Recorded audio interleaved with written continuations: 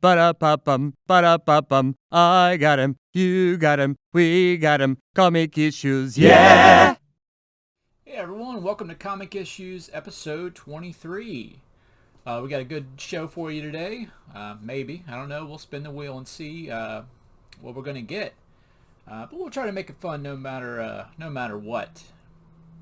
But yeah, I've been on this baby carrot kick here lately. Check these out.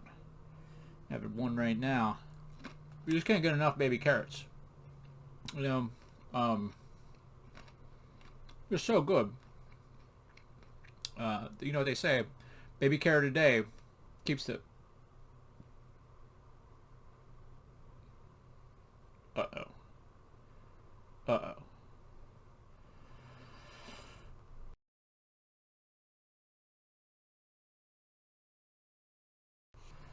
I guess that's false advertising because it looks like a baby carrot a day does something to you after all.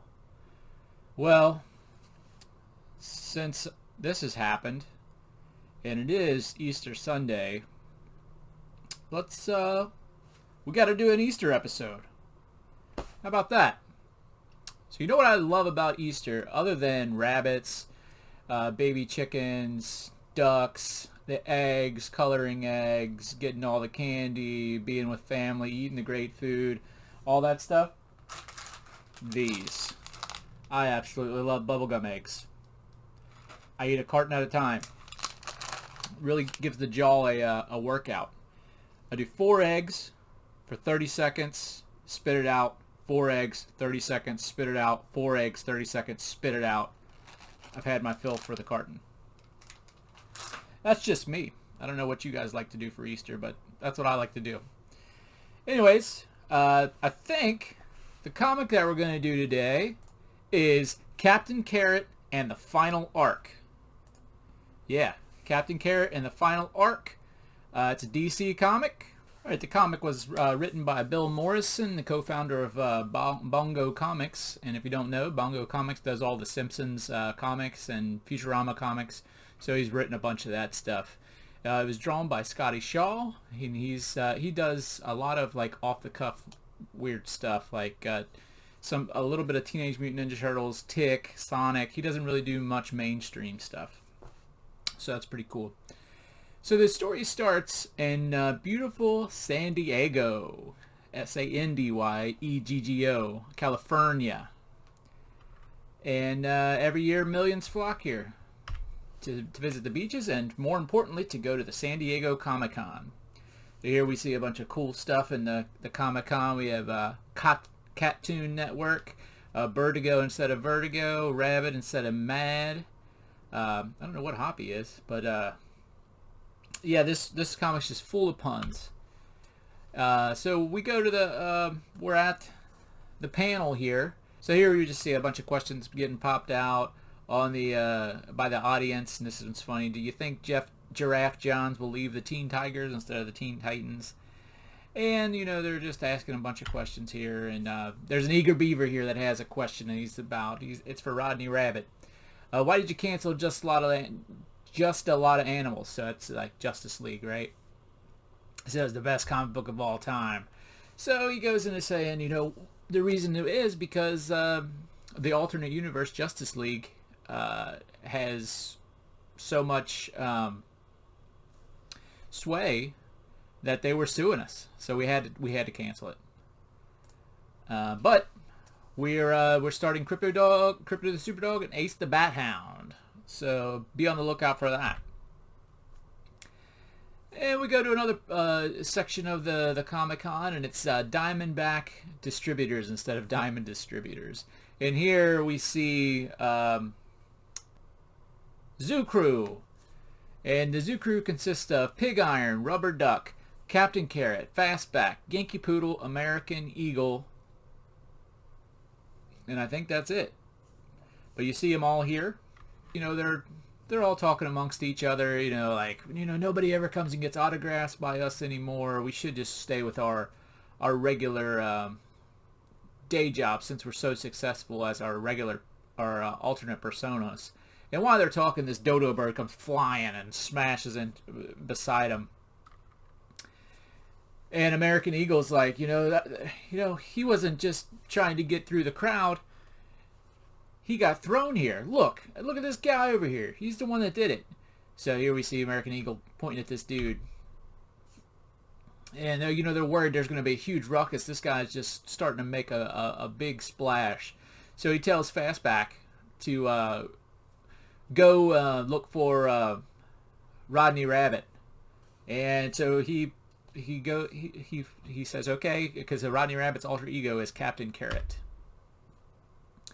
So Rodney Rabbit goes flying through all the mess of people. I don't know if you've ever been to a con before, but there's just tons of people and it's hard to get anywhere. It takes him 10 minutes to get to the panel booth, and by that time everybody's gone. So he shows up and then starts asking this guy, the janitor, hey, have you seen Rodney Rabbit? And he's like, yeah, I've seen him. He's going back to his station. So they go back to the station. We see Rodney show back up at the station. He's talking about, anything interesting going on? And they're like, no, yeah, nothing besides this dude. And here we see who this guy is, and it's the Salamandroid. Isn't that weird? We just had that comic with the Mandroid in it. And then this one has the Salamandroid. That's strange stuff there. I don't know if you watched the last episode of Comic Issues, but yeah, the Hulk had the Mandroid. So he's here just to disrupt the party, and his power is he just gets really hot. So while he's doing this, you see this little guy here. The heat is melting my mylar. He's got all of his comics bagged, and priceless comics are sealed in plastic forever. And he's like, so there's an idea. The CGC stuff. So Rodney Rabbit's like, we can't let this happen. So he jumps behind his booth and he gets into his cosmic carrots, and he becomes Captain Carrot, and he jumps and slams on Salamandroid. And little does he know, he doesn't know Salamandroid's power, so he just starts heating up and burns his boots. And Captain Carrot has to jump off of him. So they're still trying to get after this guy, and they need to cool him off. So Rubber Duck says, okay, Fastback, go around him real quick and cool him down. So he starts going around him, and it cools him down, and Rubber Duck spins all around him. Because Rubber Duck's power is he's like rubber, like Reed Richards. So he's got them all tied up, and he's like, no, he's still kicking. So so Rubber Duck's like, hey, Yankee Poodle, put your mojo on him. So she starts to do that, and American Eagle comes in. He's like, I'm gonna help too, and he throws this smoke bomb, and he misses, and it just has a bad effect on everybody else that's trying to stop the Salamandroid. So they're all coughing, and they have to give him up, and the Salamandroid escapes. So he starts running around, and he finds another booth, and this booth has the only copy of Captain Carrot and the Zoo Crew. And the reason that this is the only copy is because Starro destroyed nearly the entire print run because he felt that Scotty Shaw insulted his marinehood, drew his tentacles too short, if you know what I mean. I think that's pretty funny. And, to disrupt things even more, he's like, this is 20,000 scallions. You guys just don't know how to, deal with your money. So Salamandroid, he's going to melt it. So he decides, he's getting ready to melt it, and Rubber Duck is like, no! And he yanks it out of his hands and gives it back to the shopkeep. And while that's happening, here comes Captain Carrot. Uppercuts him, and Salamandroid flies through the air and busts through the wall, and all this rubble's falling down, and it's going to destroy all these collectibles and stuff. And before he can do that, Captain Carrot's like, Rubber Duck, save everybody. So I guess that's his mouth or something, and he opens up his jaw or his hand or something and collects all this rubble. So after he does that, Captain Carrot jumps out the hole looking to see where Salamandroid went, and Salamandroid jumped into a pool. And he's like, they'd never understand my powers. So Captain Carrot jumps into the water with Salamandroid, and Salamandroid just starts heating up the water and boiling, and starts to make a rabbit stew.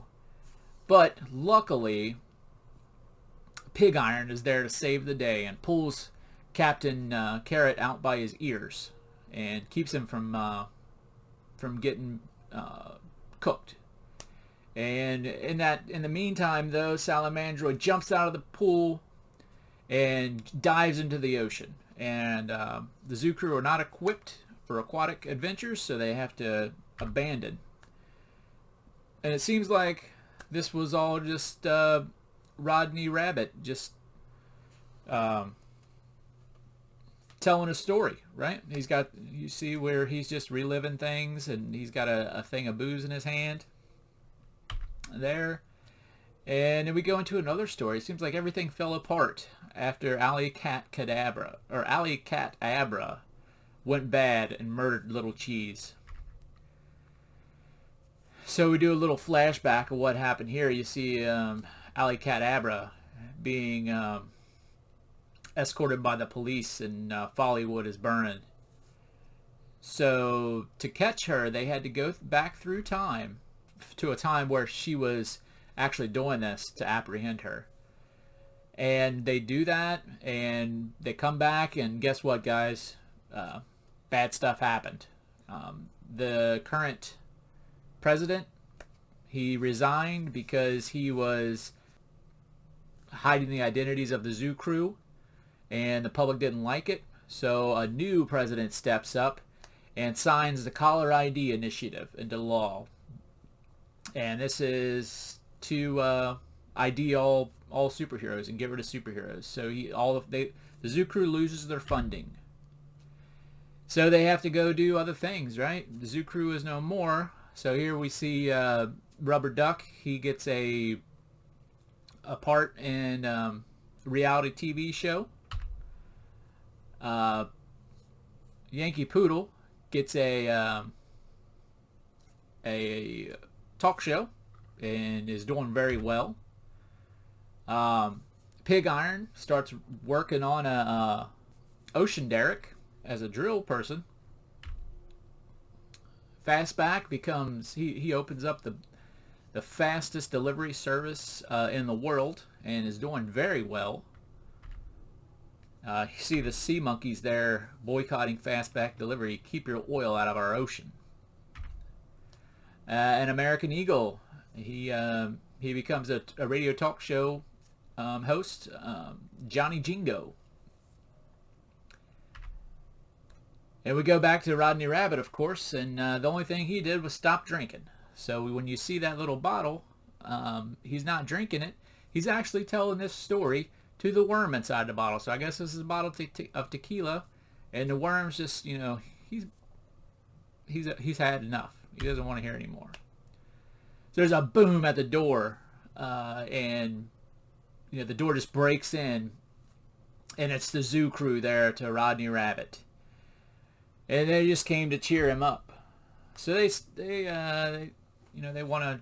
They're like, we lost our license to become superheroes. After we came back in time, and the stuff that happened at the San Diego Comic-Con has put us in. They might start an investigation. So we might get into trouble. So they sit down on the couch, and they're watching the Tube, right? So they're flipping through, and here's a funny show that they have.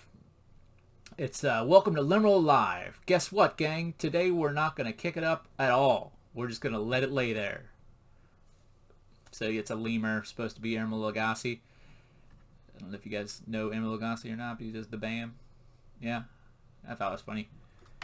And they're flipping, and they finally get to Fox News, and here we see the Fox. And Barton Boa has done it again. He's shocking the world with he does luxury hotels, and this time he's made the biggest boat in a luxury liner ever, and he calls it Boa's Ark. And they flip again, and then there's another news story, and this news story is about terrorism that's happening all around. And it just so happens there was a chemical plant that gets blown up, and protesters, start wanting justice for Goldie. And here we see what happened to Goldie. She was living with her parents, and somehow the chemicals got piped into their fishbowl, and she ends up dead, floating at the top of their house. And the other news person comes up, and he's talking. He's at the funeral, and here we see the funeral of Goldie, and she is being put to rest in the huge toilet bowl. It's crazy.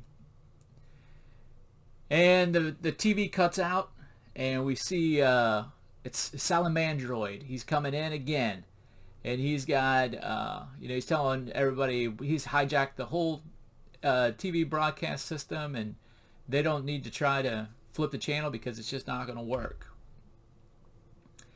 And he states that he's such a good supervillain, and he's so sure that what he's got going on is going to happen, and he's going to tell everybody what it's going to be. And he's saying that after tomorrow, nobody's ever going to wake up again. So here we go. The zoo crew has to they're going to go try to find Salamandroid, and they jump out and they're rushing to you see this picture here. They're all flying out and getting ready to go find Salamandroid, and it turns out they don't have government funding anymore, so they have to take a coach bus to the airport and then go through all the security checks and take a flight and everything, and they get to where they're going. I think they're at San Diego again, and they start spreading out. Everybody goes to their own little area, and the story just really turns on a dime here, and we get to just another weird area, and it's pretty much almost done. Pig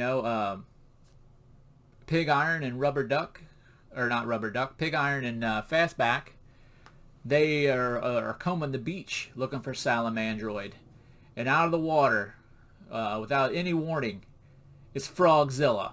Look at that guy. And that's kind of weird too that we got Frogzilla here, and Kong vs. Godzilla just came out yesterday. So there's another happenstance. We see Frogzilla here, and Pig Iron sends Rubber Duck to go get the rest of the zoo crew because they can't handle him alone, and Frogzilla just starts shooting his tongue out trying to get Pig Iron, and he finally gets him. And Pig Iron's like, no, I'm not kosher. Don't eat me. Don't eat me. And I just got that because he's a pig. Funny. And that's the end of this issue, guys. I hope you had a great time. I hope you have a great time with your families, and stay safe, and eat plenty of good food, and find some eggs, and just enjoy the time out there. I hope everybody has a good time. Thanks for joining me today, going over this comic. I tried to get through it quick. This was a super long comic. I think it was like 40 pages or something like that. So there was a little bit in there that I cut out, but it was just banter that wasn't that great.